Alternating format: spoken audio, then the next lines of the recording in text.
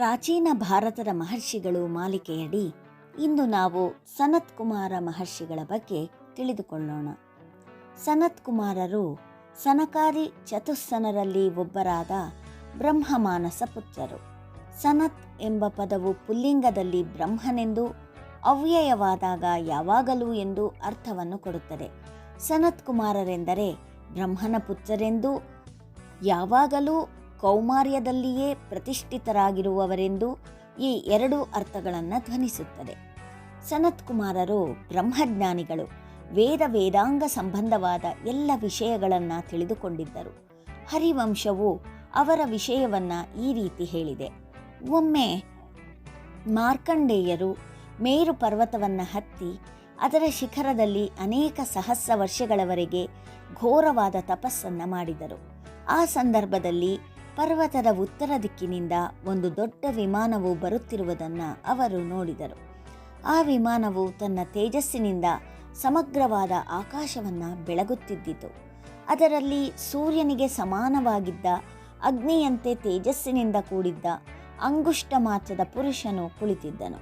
ಮಾರ್ಕಂಡೇಯರು ಅವನಿಗೆ ನಮಸ್ಕರಿಸಿ ಅರ್ಘ್ಯಪಾದ್ಯಾದಿಗಳಿಂದ ಯಥೋಚಿತವಾಗಿ ಸತ್ಕರಿಸಿದರು.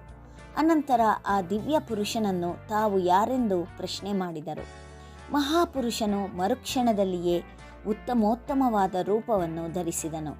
ತಾನು ಬ್ರಹ್ಮನ ತಪಃಪ್ರಭಾವದಿಂದ ಹುಟ್ಟಿದ ಮಾನಸ ಪುತ್ರರಲ್ಲಿ ಒಬ್ಬನೆಂದು, ತನ್ನ ಶರೀರವು ಶುದ್ಧ ಸತ್ವಗುಣದ್ದಾಗಿದೆ ಎಂದು, ಸನತ್ ಕುಮಾರನೆಂದು ತನ್ನ ನಾಮಧೇಯವೆಂದು, ಸಪ್ತರ್ಷಿಗಳೆಲ್ಲ ತನ್ನ ಅನುಜರೆಂದು ಅವನು ತಿಳಿಸಿದನು.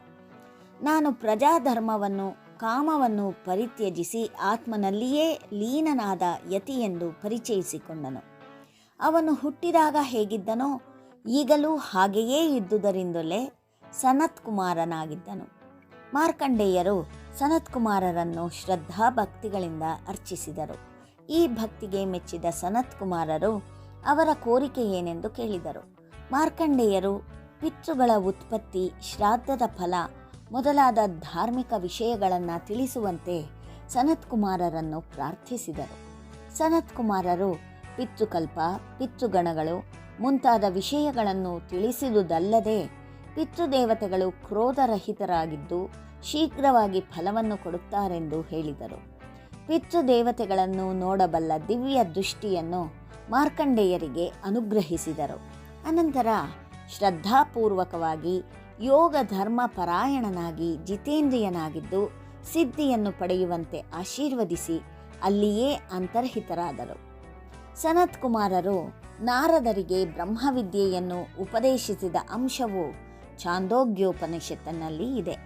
ನಾರದರು ಸನತ್ ಕುಮಾರರ ಬಳಿಗೆ ಬಂದು ಭಗವಂತರು ಹೇಳಿಕೊಡಬೇಕು ಎಂದು ಕೇಳಿದರು. ಆಗ ಸನತ್ ಕುಮಾರರು, ನೀನು ಯಾವುದನ್ನು ತಿಳಿದುಕೊಂಡಿರುವೆಯೋ ಅದನ್ನೆಲ್ಲ ಹೇಳು, ಅಲ್ಲಿಂದ ಮುಂದಿನದನ್ನು ಹೇಳಿಕೊಡುವೆನು ಎಂದರು.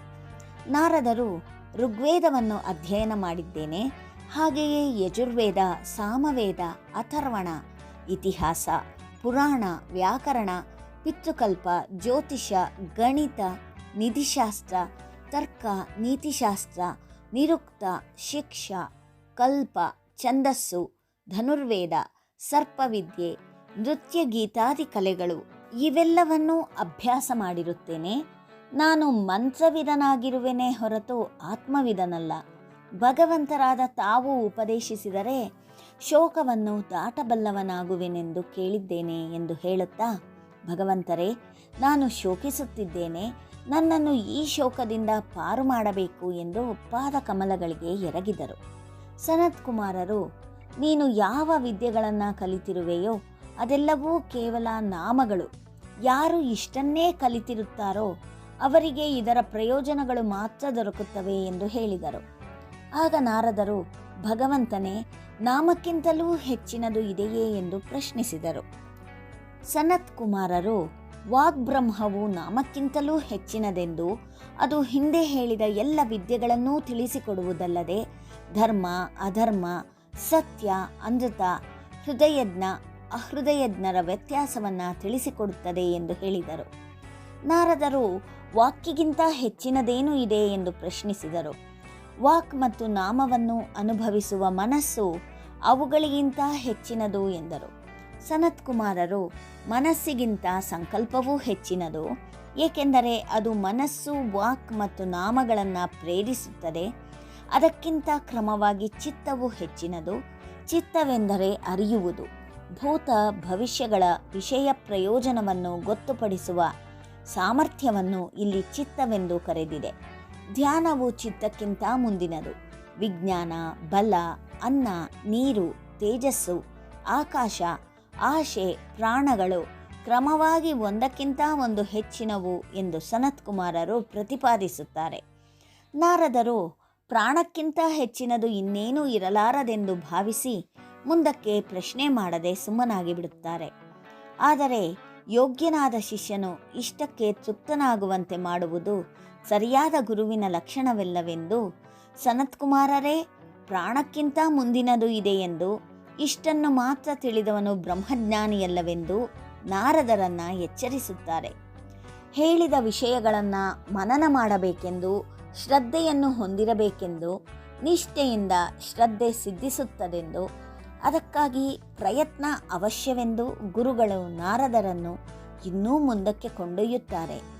ಈ ರೀತಿಯ ಮನನದಿಂದ ಭೂಮವನ್ನು ಅರಿಯಬಹುದು. ಅದೇ ಸುಖವು. ಅಲ್ಪದಲ್ಲಿ ಸುಖವಿಲ್ಲ. ಭೂಮವನ್ನು ಅಮೃತವೆನ್ನುತ್ತಾರೆ. ಅದು ತನ್ನ ಮಹಿಮೆಯಲ್ಲಿಯೇ ಪ್ರತಿಷ್ಠಿತವಾಗಿದೆ. ಅದು ಎಲ್ಲೆಲ್ಲಿಯೂ ಇದೆ. ನೋಡುವವನು ಭೂಮಕ್ಕಿಂತ ಬೇರೆಯಲ್ಲ ಎಂದು ಆತ್ಮರಹಸ್ಯವನ್ನು ವಿಸ್ತಾರವಾಗಿ ಸನತ್ ಕುಮಾರರು ನಾರದರಿಗೆ ತಿಳಿಸಿಕೊಟ್ಟರು. ವೃತ್ರಾಸುರನಿಗೂ ನಾರಾಯಣ ತತ್ವವನ್ನು ಸನತ್ ಕುಮಾರರು ಬೋಧಿಸಿದ್ದರೆಂದು ಮಹಾಭಾರತ ಹೇಳುತ್ತದೆ.